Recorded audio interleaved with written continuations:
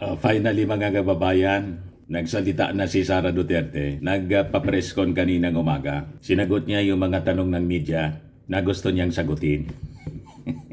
Yung ibang tanong ayaw niya sagutin. O ito yung mga sagot niya. Bagay, tama din ito mga sinasabi niya. Sabi ni Sara Duterte sa report ng ABS-CBN, ang tanging masasabi ko lamang sa puntong ito, God save the Philippines. So tama man po, God save the Philippines sana. Yan ang prayer. Prayer ng ating mga mamamayang Filipino. God save the Philippines from the Dutertes. Akma ito sa kanya, hindi sa ating gobyerno o sa ating Pangulong Bongbong Marcos o sa Kongreso. Kasi dapat na masalbar sa kanila po ang ating mga mamamayan at ang ating bansa sa pang-abuso nila.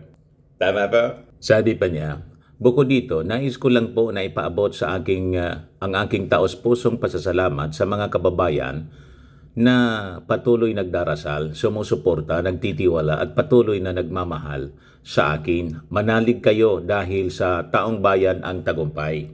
Itong taong bayan na sinasabi niya, hindi na ito mag 1 million.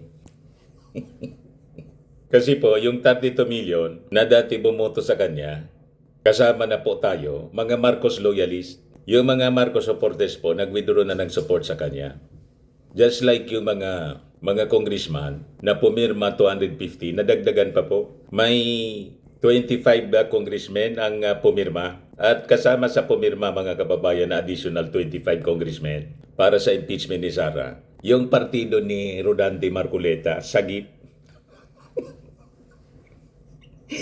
Hindi ko maintindihan kung bakit si Rodante Marcoleta, sagip party list, kalyado ni Sara Duterte, ni Digong, pumirma po, umabol. Di ba yung original, 215? Umabol siya. Ito po yung mga bago. Kabilang dito si Binyan Representative Len Alonte, Cagayan Representative Ramon Nolasco Jr., Isabela Representative Tony Pet Albano, Lanao del Norte Representative Muhammad Khalid Dimapuro, Leyte Representative Carl Nicolas Cari, Masbate Representative Richard Co, Masbate Representative Araco, Masbate Representative Wilton Co, Negros Occidental Representative Emilio Bernardino, Yulo Quirino Representative Maidi Kuwa, Sultan Kudarat Representative Princess Rian Sakularan, Pangasinan Representative Ramon Guico Jr., Ako Bicol Representative Saldico, Pangasinan Representative Arthur Celeste, Cavite Representative Adrian J. Advincola, Tarlac Representative Bong Rivera, Tarlac Representative Christian Telyap, Oriental Mindoro Representative Alfonso Omali, Ako Bisaya Representative Sunny Lagon, GP Representative Jose Gay Padiernos, Ako Ilocano, Ako Representative Richelle Singson, Kabayan Representative Ron Salo, tapos si Sagip Representative Caroline Tansay, Abono Representative Robert Raymond Estrella at saka si ACT-CIS Representative Edvic Yap. Ang ACT-CIS po, kasama dyan si Erwin Tulfo. Pero si Erwin Tulfo hindi pumirma. Nagpaliwanag na siya. Ang rason daw kung bakit hindi siya pumirma, kasi yung senator judges, mga kababayan, na magsasagawa ng trial, sabi ni Erwin Tulfo, baka isa na ako doon. Inassume na ni Erwin Tulfo na panalo siya. Sa bagay, number 2, number 1, number 2 po siya sa senatorial ratings. So tama naman po yung posisyon ni Erwin Tulfo. Kasi dapat impartial ang isang senator judges. Ngayon, itong sagip party list po ni Marcoleta, yung kasama niya sa sagip party list, pumirma para i-impeach si Sara. Humabol. Ayan si Rodante Marcoleta. Rodante Dizon Marcoleta is a Filipino lawyer and politician serving as party list representative for Sagip Party List since 2016. Pati kasama po ni Sagip Party List Representative Rodante, umabol pang ma-impeach si Sara. You see? Kaya tama yung mga analysis natin. Yung ibang mga congressmen, hindi nakaabot sa unang lista ng mga pumirma na nangunguna po si Sandro Marcos. Tapos yung 215, pang 215 po, si Martin Romualdez. You see, ngayon, may mga hugot pa si Sara Duterte sa press con. Gusto niyang palabasin mga kababayan. Relax siya. Hindi siya natitinag ng impeachment complaint na final laban sa kanya. Yun ang gusto niyang palabasin. Kaya sabi rito, nakuha pang humugot ni Vice President Sara Duterte sa kanyang press conference kaugnay ng impeachment. Alam niyo, mas masakit pa ang maiwanan ng boyfriend o girlfriend kaysa sa ma-impeach ka ng House of Representatives, sabi ni Sara Duterte po. Kaya po, binanatan siya ni Akbayan Representative Percy Sindanya. Hindi niya ito usapang jowa.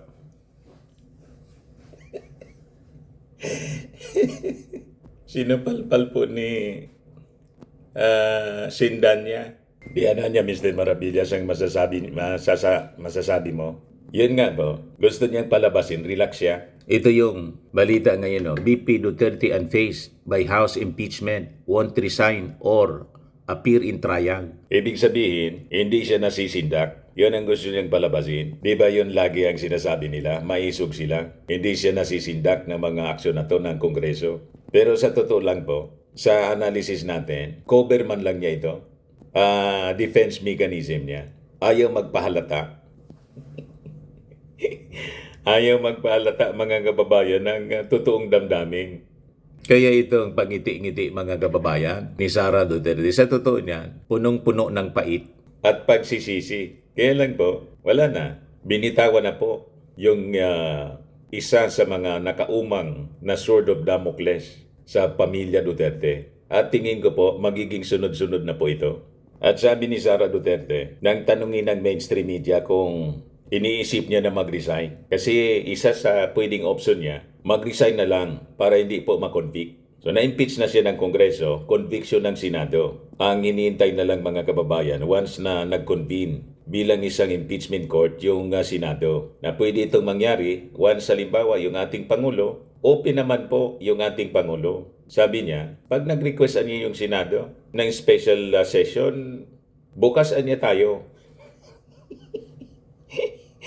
You see, with that statement mga kababayan ni Sara, na hindi pa niya tayo napunta doon. Ang ibig sabihin, naglalaro na yon sa isipan niya. Depende siguro sa recommendation ng kanyang mga abogado, defense lawyers niya. At siyempre sa sitwasyon ng mga kaalyado niyang senador. Kung yung mga kaalyado niyang senador, makita niyang tatalo na po sa sa kabilang kampo kasi yung iba tumalo na. Malamang, mag-resign na lang po si Sara Duterte. Kasi pag hindi siya nag-resign, makonvict siya, tuluyang natanggal, hindi na po siya pwedeng kumandidato sa anumang posisyon sa gobyerno. Disqualified siya po. Pero kung mag-resign siya, pwede pa rin siyang tumakbo. So yun ang last option niya. Ngayon, kung ako ang mag-advise kay Sara, huwag ka pong mag-resign. Panindigan mo po kung naniniwala kang nasa tama ka, maisog ka baga. Ngayon, isa sa mga tatayo daw na abogado, si Digong. Maganda kung si Digong tumayo. Effective si Digong. Tulad ng investigasyon ng Quadcom, nilaglag ni Digong yung sarili niya. Damay si Bato.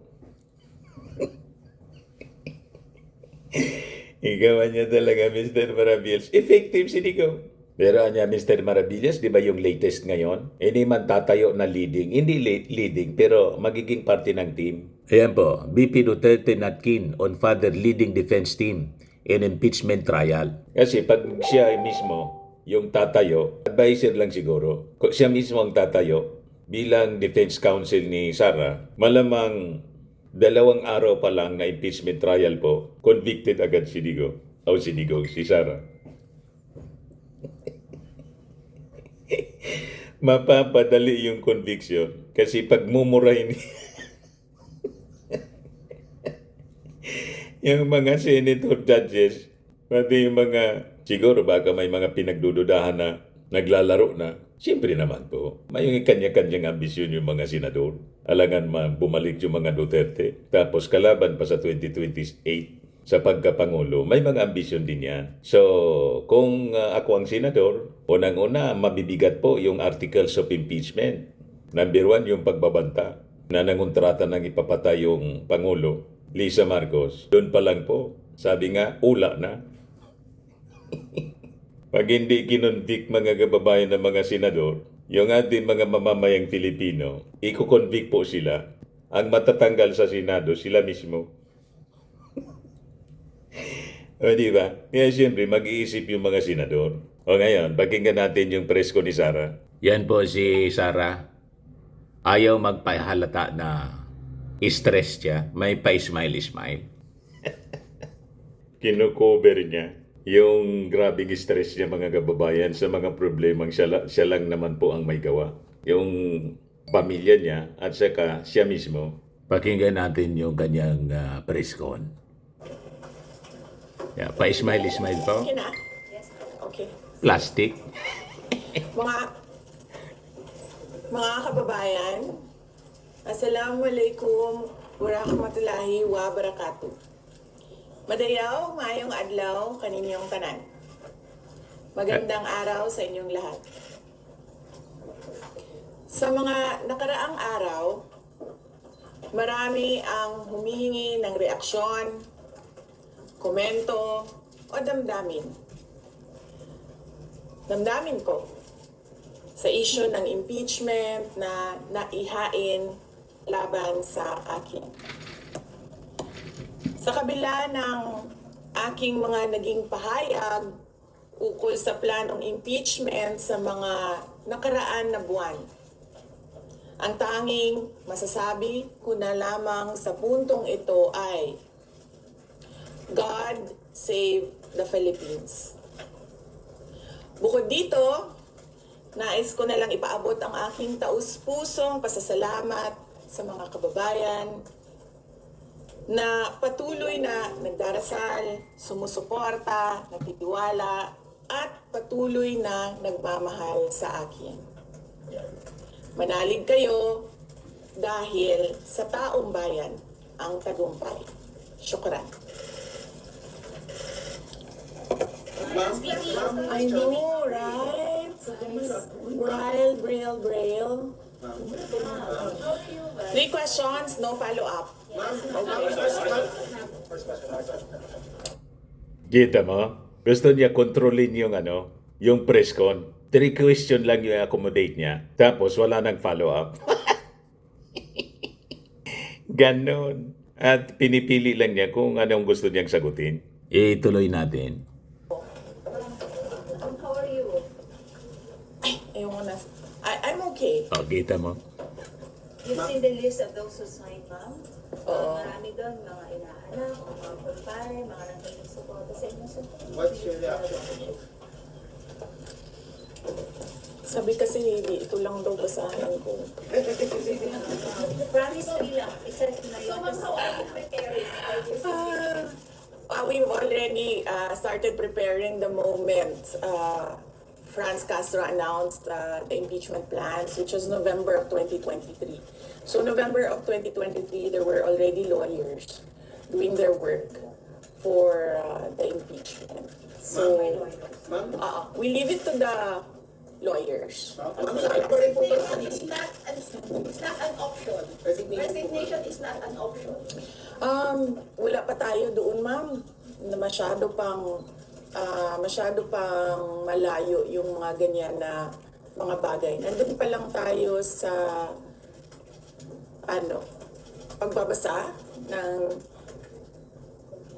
actually, ma'am, wala pa tayo doon dahil yung mga abogado lang yung nagtatrabaho. Hindi ko talaga alam kung anong ginagawa nila. But I have a meeting with So, tungkol mga kababayan, you can read between the lines ang statement niya. Wala pa tayo doon sa resignation as an option. In other words, iniisip nila, pag magkagitgitan at makita nila makikonvict si Sara, iko-convict ng mga senador, magre-resign na lang siya. Kasi pag hindi, makonvict siya. Pag hindi siya mag-resign, makonvict siya po. Tapos na yung political career niya. Hindi na siya pwedeng kumandidato, disqualified siya. Pero kung magre-resign siya before conviction, kasi, siyempre, makakatunog siya kung may kakampi pa siya sa Senado na majority. 16 senators, mga kababayan yung kailangan para makonvict siya. And 8 or 9 yata para sa acquittal. So kung hindi siya makakakuha ng numbers ng mga senador para sa kanyang acquittal, lalo pa bago na ang komposisyon ng Senado, kasi siyempre yung ating mga mamamayang Filipino, yung mga perceived na kaalyado o kilalang kaalyado, i-junk yan. Hindi na iboboto. So pag mawala yung ibang mga kaalyado ni Sara para siya ma-acquit, yun ang option niya. Mag-resign na lang po para pwede siyang bumalik sa Davao. Mababasa mo sa statement niya, hindi pa tayo umaabot hindi pa tayo umaabot doon, hindi pa. Ganon ang ibig sabihin nun. Pag nakita ng ganyang mga abogado, makukonvikan niya, ang advice sa kanya, mag-resign ka na lang. Ganon. At sabi nga natin, sa tingin ko lang po, ang pinakang magandang maging vice presidente ngayon, pumalit kay Sara Duterte, si Chis Escudero, kasi siya ay yung number 3 sa rank. Presidente, Vice Presidente, Senate President. Si Speaker Martin Anya, Mr. Maravillas. Kahit ako, hindi po ako inclined na umupo i-appoint ng ating Pangulo, si Martin Romualdez bilang Vice Presidente. In bad taste. Ang maganda kay Martin, tumakbong presidente. Sa 2028. Pero i-appoint na Vice Presidente, medyo in bad taste po. Balikan natin si Sara. Even the president said he has nothing to do with the impeachment. Do you believe that? I do not want to answer that question. Next. Ma'am, confirm po ba na si dating Pangulo Rodrigo Duterte isa sa mga abogado niyo para sa impeachment? I do not want to answer that question. Yes, ma'am. Nakikita niyo po ba na may hahalin tulad ng sitwasyon ngayon ng bansa sa 1984 ni George Orwell? I do not want to answer that question. Last. Ayaw niya? Nagpipili lang siya? Paniwala ko lang, if you have to explain or defend your signature in a yes petition for impeachment, then you feel that you have done something wrong. Kasi kung wala ka namang ginawang mali, bakit may defend yung pirma mo? So yun yung paniwala ko. Okay. Ma'am, naniniwala po ba kayo na may gumalaw po for the impeachment? May gumalaw po na parang money involved? I do not want to answer that question. Yes. Will you be endorsing senators, lalo na po sa PDP slates, especially that may possibility na mag-overlap yung Jaya sa next Congress? Hindi pa namin napapag-usapan kung ano yung gagawin ko for the upcoming campaign and election. Pero nasabi ko na noon na patuloy yung trabaho namin, and isa sa mga trabaho namin ay gusto namin tumulong sa Commission on Elections in voter education, particularly yung wag mo ibenta yung boto mo, wag gumamit ng dahas during campaign and election day, yung mga ganon. Ma'am, payo niyo lang po sa ating mga kababayan sa nangyayari po ngayon sa ating bansa. Yes, sabi ko nga kanina sa statement ko sa ating mga kababayan na patuloy na sumusuporta, nagmamahal, nagdarasal, napakahalaga nun, ay manalig lang sila dahil sa taong bayan ang tagumpay. Bibi, anong nag-blooming daw patapos na doon? Nanong naakadiri sa Manila na taga Davao magka.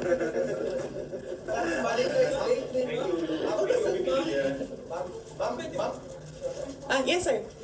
Ma'am, sabi niyo po late last year parang nagpe-prepare na kayo para dito. Pwede ko i-brief mo naman kung right now to after i-transmit sa Senate, saan na po yung preparation? May legal team po ba? And nasaan na po? Well, may meeting kami mamayang hapon dahil nag-meeting sila kahapon. Hindi ako sumali. So merong briefing, legal briefing mamaya ang mga lawyers. So I will know more this afternoon. Can you name some of the prominent members of the makikita nyo na yan pagpasok nila ng kanilang entry of appearance. Ma'am, tuloy po ang trabaho kahit may pinaghahandaan po kayo impeachment. Yes sir, opo. Kakatapos lang po ng planning conference ng Office of the Vice President. So we did it last Tuesday, Wednesday, and Thursday para po sa 2025 and 2026. So for 2025, may mga maapektuhan ba na programs ng OVP? Yes, nag-announce na kami no na wala kaming food and wala kaming burial and medical assistance dahil tinanggal yung line na yon sa budget. So hindi ka na pwede maglagay ng budget How doon. about the other programs, ma'am? Tutuloy siya. How confident are you that you won't be convicted in the impeachment court? Wala pa tayo. Masyadong pang malayo yan, ma'am. Wala pa tayo. Hindi pa natin ina-assess. Sa BP part, number 1 impeachment. Have you talked about Nagtanong ka na ba? Yes, but Kanina? Sige, ikaw. Ma'am, you said before na you're seriously considering to run for 2028. Now na may impeachment na, are you more decided to run in 2028? Okay. So wala pa tayo dyan. Wala pa tayo dyan. But nasabi ko naman di ba, paulit-ulit kung we are seriously considering that. But it's difficult to decide without numbers. So, kailangan malaman yung surveys and numbers. Sa next year pa yun. Ma'am, pero ma'am, BP sa number 1 in tingin niyo ba, the Sir, nagtanong ka na? So, yes, sir. What are you concerned na yung possible consequence that you can be disqualified from public office kung magkaroon na ng conviction? Yes, sir. Oo. Alam ko po yung penalties ng impeachment and the moment na nag-resign ako sa Department of Education, before ako nag-resign sa Department of Education, pinag-isipan ko na lahat yan. ma'am, sa ngayon ba, masasabi ninyo na lalo pa kayong nainganyo na ituloy ang pagtakbo sa 2020 presidential election? Nasagot ko na ata yung kanina sa question ni Sir na nakaitim. Ma'am, number 1 in the articles of impeachment was your assassination threat to the president. Do you regret making that statement last week? I did not make an assassination threat to the president. Ma'am, Sila lang nagsasabi niyan. Sila lang nagsasabi may assassination, sila nagsasabi may assassin, may gunman. Mana sa tatay. Tinanong ko kayo if confident kayo sa numbers ng House. Sabi nyo, hindi Biglang nagkatotoo. nakalimot. Ngayon sa Senate, you said na parang meron kayong confidence sa mga senador. So, ngayon, how do you feel about that? Do you still feel confident with the numbers in the Senate? Sandali, mama. Kailan ko sinabi yung may confidence ako sa numbers sa Senate? Ano exact na sinabi ko? Sorry, I cannot remember the exact words that I used. Parang medyo confident kayo with regards sa Senate, sa mga friends and allies. No? Unlikely ako magsasabi ng ganyan ba. Pero I will answer that next Pero how do you time. feel now sa Senate? Supposedly, receive nila yung impeachment complaint the other day, pero nag-close sila kagad because of the last session. Well, that is their prerogative as a body, no? So, we have to respect the Senate kung ano yung desisyon nila. Dahil sila yung mga nandoon sa loob. So far, you feel assured about your allies in the Senate? We haven't talked. I have not talked to my friends in the Senate. Wala. Ma'am, will you appeal sa impeachment court? Senator Ivy. Bakit? she's going to block the impeachment po, ma'am. Sabi daw po niya, she opposed to impeachment daw po. Bakit kaya? Maybe we should ask. Maybe we should ask her first. Bakit niya ibablock yung impeachment? How do you feel po? Sabi ni BBM, hindi niya supportado yung impeachment. Pero number 1 na, unang-unang pumirma yung anak niya. He was consulted actually. He would consult me. Kasi sabi, ito lang daw basahin ko. Ang daming nagbabantay sa gilid. Nausap niyo na kayong father niyo after your impeachment? Wala pa. Nagpadala ako ng message through sa kanyang assistant and sinabi ko na, ano ba sinabi ko? Hindi ko maalala. I think I said, everything will be all right. Yun ata ang sinabi ko. His reply was a song. Ano po ba MacArthur's Park. Oh, okay. So, nagpadala siya ng video na kumakanta siya. Have you read the complaint? Have you read? Hindi ko pa nabasa, ma'am, yung complaint. But I understand lahat ng mga complaints na na-file sa House of Representatives, nabasa na ng mga lawyers. Ma'am, any challenges any challenges Sandali, sir, ha? Sandali, sir, ha? Any challenges po na inaharap natin with regards sa preparation sa impeachment? Ang challenges sa preparations, so far wala naman. Wala naman kaming na-overwhelm kami kasi ang daming mga lawyers na nag-signify na tutulong sila sa defense. So, ngayon ay pinag-uusapan on how to go about it na makuha lahat ng kanilang commitment of support at makatulong din sila sa pag-iisip kung ano yung gagawin sa defense. Nagtanong ka na, ma'am? Wala pa. Ma'am, Sige, do you know ma'am. at least who will lead the defense?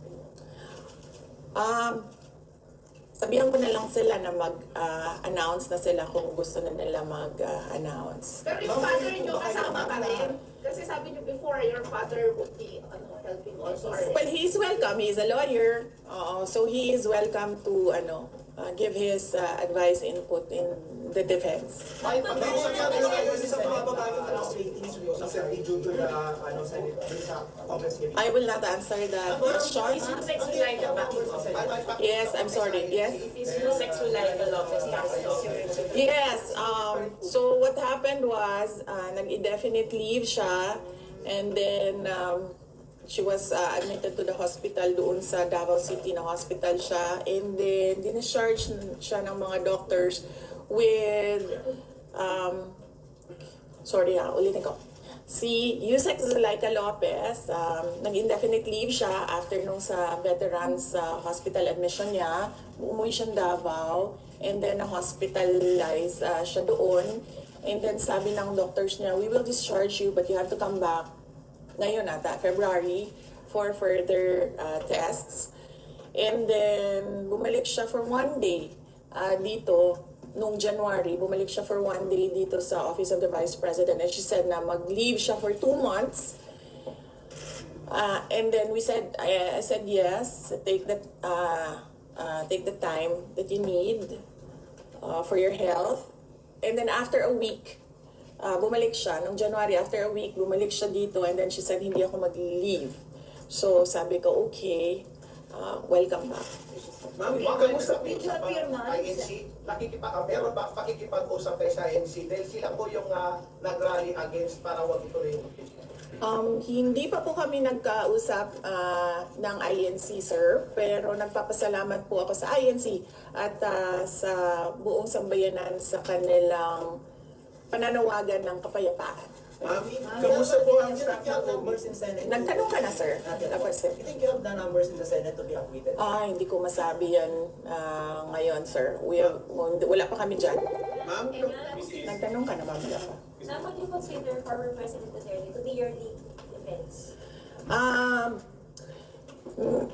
He will, maybe if he wants to, he can be part of the defense team. But because of his age, and because of rigorous preparations in an impeachment case, baka sabihin ko sa kanya na wag na lang siyang mag-leave dahil medyo may edad na si former President Rodrigo Duterte. He's already 80 years old this ma'am, year. kamusta po ang staff ng OPP after they heard about the impeachment po, ma'am? Ano po naramdaman po nila na when you were impeached by the House? Ano po naramdaman ng staff ng OPP in general? Are they sad? Are they Are they worried po ba, ma'am? Hindi ko alam nila na pinagtatawanan lang nila ako dito sa gilid kasi hindi daw ako sumunod. Sabi, basahin lang daw talaga ito. Ma'am, you will appear sa impeachment court, ma'am, if ever. Ha? Will you appear, sir? Okay. Kung pwede namang hindi, and I understand, pwede naman, hindi na. Oo. Kasi baka ma-intimidate lang sila lahat sa presence ko doon. May mga plano po ba kayo para itulak ang pag-audit, lalo na po sa mga kongresista natin na ginagamit ang pera o pondo ng gobyerno para sa black propaganda against you? Hindi ko na muna sagutin yung tanong na yan ngayon, ma'am. Doon muna tayo sa God Save the Philippines. So ma'am, will you dissuade or encourage your supporters in case they would walk sa street to rally? Sa panahon ngayon, ma'am, na sobrang mahal ng presyo ng mga bilihin, lalong-lalo na ng pagkain, sasabihin ko sa mga supporters sa taong bayan na unahin muna nila ang trabaho and negosyo nila kesa sa mag-rally sila sa mga daan. Dahil Hindi daw niya encourage yung mga mag-rally. Kung gusto daw nila, gamitin na lang yung social media. Sabi ni Sara Duterte. Kasi yung mga attempts nila na mag-people power po, ang nag-attend po, mga bangaw. Mayroon din po na nag-attend yung mga vloggers, kasi lang po sa isang tricycle. Wala na nga po na mga supporters, kaya hindi nila kinoconsider ang magparally po. Unang-una, magastos yung paghakot. Si Kibuloy po, ayaw na makisali yung kanyang church kasi si Kibuloy nakakulong na. Yung mga vloggers po na nananawagan ng rally, malapit ng mga contempt yun po ng Kongreso for spreading fake news. At yung hindi pag-attend sa imbitasyon para po sa kanila, imbis mag-attend, tumakbo po sa Supreme Court. Sa social media po, pwedeng gumamit na lang po ng mga makina. Troll farms. Di ba? Kaya social media na lang po. Balikan natin si Sara. Yung sagot niya sa tanong tungkol doon.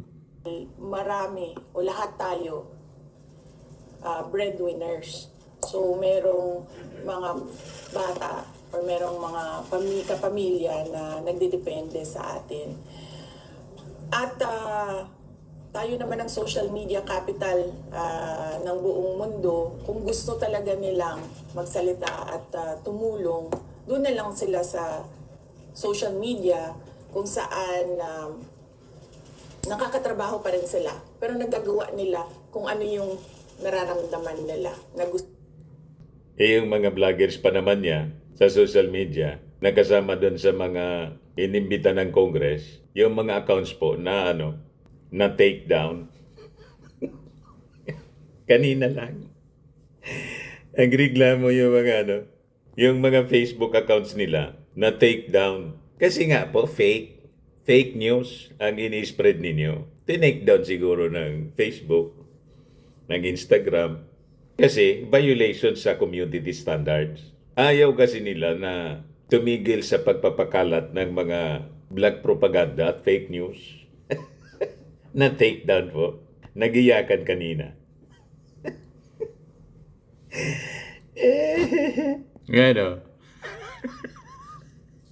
Breaking all FB accounts of Doc Lorraine, Maribadoy, Crisit Laureta Chu, MJ Kiambao Reyes, and Sasrogando Sasot have been taken down. Sabi rito. Yan kasi ayaw tumigil sa pagpapakalat ng kung ano-ano.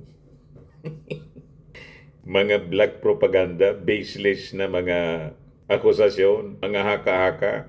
Ang mga haka-haka nila yung itinanong na isang member ng media o baka vlogger yon. Kasi hindi man nagpapakilala kung saan organization sila galing. Kung kino-consider yung mga protest, hindi niya, mas mabuti pa niya, social media na lang. Nalusaw na po yung mga supporter ni Sara. Yan ang katotohanan yan. Kasi kung nandyan pa yung mga supporters niya, people power yan sigurado. Yung mga propagandista niya, wala nang maniwala po, mga kababayan. Sira na kasi branded ng Kongreso na fake news peddlers. Pagpatuloy natin, mga kababayan. Nilang gawin. At yun ay magsalita at marinig sila ng taong bayan at ng mundo. Sabi ninyo, hindi nyo pa masabi if you have enough numbers in the Senate for ano to that. Are you not confident that you have enough allies to avoid a conviction in the Senate acting as an impeachment court? Hindi ko pa naisip yan, sir. I've not counted numbers of votes in the Senate, so we are not there yet. We are still, the legal team is still in the preparation of the defense and what we will do moving forward. Ma'am, will you feel betrayed? Maraming mga congressmen from Mindanao who think yes. 70%. I'm so sorry for it. Do I feel betrayed? How do you feel ang daming taga Mindanao? 70% ng mga congressmen sa Mindanao in-impeach si Sara. Wala akong feelings about it. Kasi, kung napapansin nyo, wala naman kasi talaga akong barkada na politiko. I don't join their circles. But we are friends. Yes. But kung ninong at ninang lang ng mga anak, walang ninong at ninang na politiko ang mga anak ko. Maliban kay Stonefish, dahil nandoon si former President Erap Estrada. So, I don't move in the circle of politicians. Kaibigan, yes. But to say that meron akong close relationship, personal relationship with them, wala naman. Kaya siguro, ganyan din siguro kadali sa kanila ang magdesisyon about the impeachment. Kasi wala naman talagang something that is worthwhile sa aming pagiging magkaibigan. Last question. One last on impeachment. Nagkaroon po ba kayo ng prior information na may impeach kayo sa House under last session din? Or may nag-PM ba sa inyo? Naka-receive po ba kayo or may nag-tip sa inyo? Yes. Oo. Si JC. Si JC. Hindi siya natulog. Sabi ko sa kanya, matulog ka na, JC, kasi ang mangyayari ay mangyayari kaya sera-sera. Diba? Ma'am, comment nyo lang po, ma'am. Alam ko matagal na ito, but the QC Prosecutor's Office kinasuha yung patong-patong na kaso against you. Yes. What was your initial reaction about that? And second po, any updates sa security details natin, ma'am? Tuloy po ba yung pag-hire po natin ng private security? Okay, hindi ko nasasagutin yan, ha? Dun lang tayo sa God Save the Philippines. Ma'am, Okay. last na lang po ng on my end. Ma'am, you said God save the Philippines. Gaano na po kalala ang problema ng Pilipinas ever since na nagkaroon ng issue na ito? Nagkaroon ng issue sa impeachment na ito? Parang, ano po yung nakikita yung problem sa Philippines ngayon at bakit nila inuna itong impeachment na ito? Gaano kalala ang Pilipinas na pag-iwanan na tayo ng panahon at ng ating mga kapitbahay dito sa region at pag-iwanan na tayo ng mundo. Malala siya since nagkaroon ako ng understanding. Kasi 1990s, tapos 1990s, magulo. Well, sa amin, magulo, sa Mindanao. And then, ngayon, nagbabadya ang gulo sa Mindanao. So, parang wala namang nagbago. So, malala. Sobrang malala. Dahil kung nakakausap mo yung mga tao na arawan yung kanilang sweldo, yung pera nila hindi na talaga sapat para sa pagkain, para sa kuryente, para sa bahay, para sa tubig, para sa pag-aaral ng kanilang mga anak.